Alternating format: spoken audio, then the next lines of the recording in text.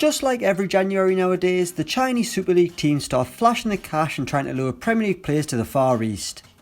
They've had luck with Mousa Dembele, who is ending his time with Tottenham to join Guangzhou R&F.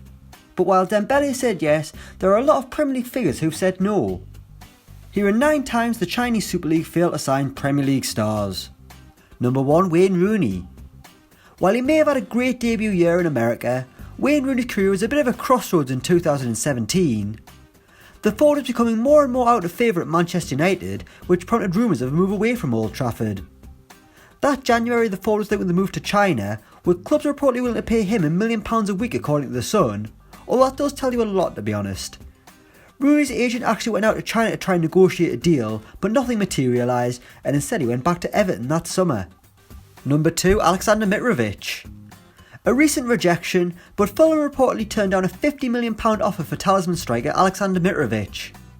The Serbian only joined the club permanently this summer, but he's carried on his good form in the Premier League, thus prompting interest from elsewhere. Guangzhou Evergrande offered £50 million for the forward, which would see Fulham double their money after spending an initial £22 million on him this summer. While £50 million is a huge fee, Fulham rely on Mitrovic so much for goals that he's irreplaceable right now. Number 3, Marko Arnautovic. Another London-based player who has offers from China this month is Marko Arnautovic, but this offer has caused a much bigger stir.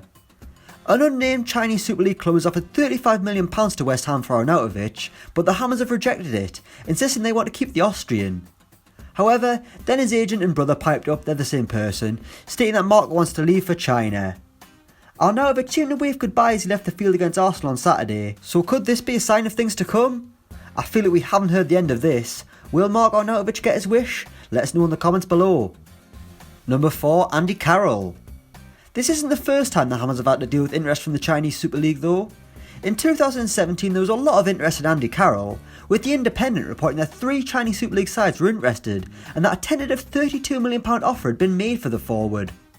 With no time to get a replacement, West Ham rejected the bid despite the huge money on offer. Carroll was aware of the interest and the money on offer, but it was unknown whether he was actually keen on the move. Either way, he's still at West Ham, just waiting for the next injury to come around. Maybe we should give China another call and see if they're still keen on the big man. Number 5, Mesut Ozil. Last year, the creative German signed a new deal at Arsenal, ending initial speculation about his future at the Emirates. But where else could he have gone? Well, according to Ozil's agent, he had crazy offers from China, but insisted that money was not the biggest factor. So that's great to hear. Ozil's decision wasn't motivated by money, great to have in the modern game. But then his agent seemed to spoil it all by saying that it was a commercial decision to stay at Arsenal. And here was me thinking that was because of his love for the club. Number 6, Yaya Toure.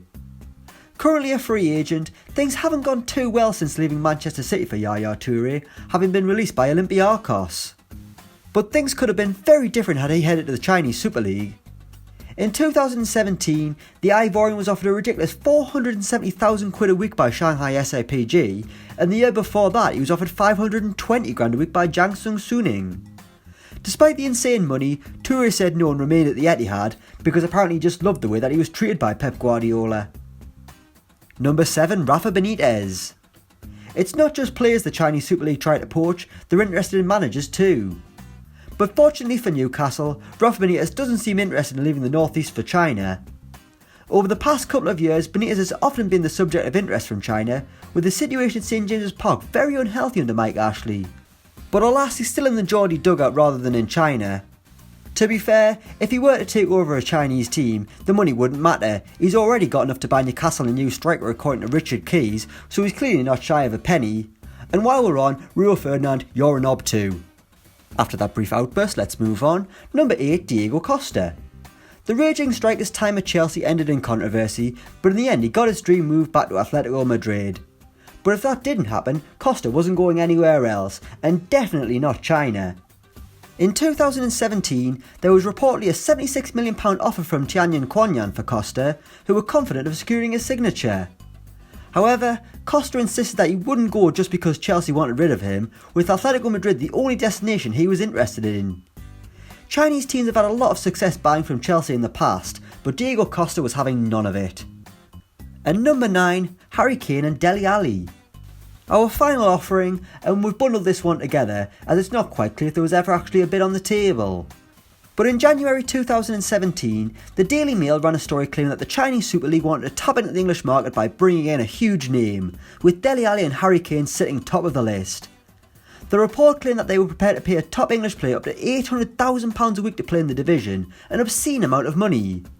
The report does fail to say which club would have been paying this, but either way it's 2 years on and the pair are still doing the business for Tottenham, so I feel like it's not going to happen now.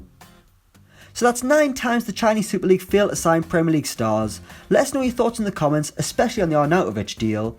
Thanks for watching and don't forget to like, share and subscribe.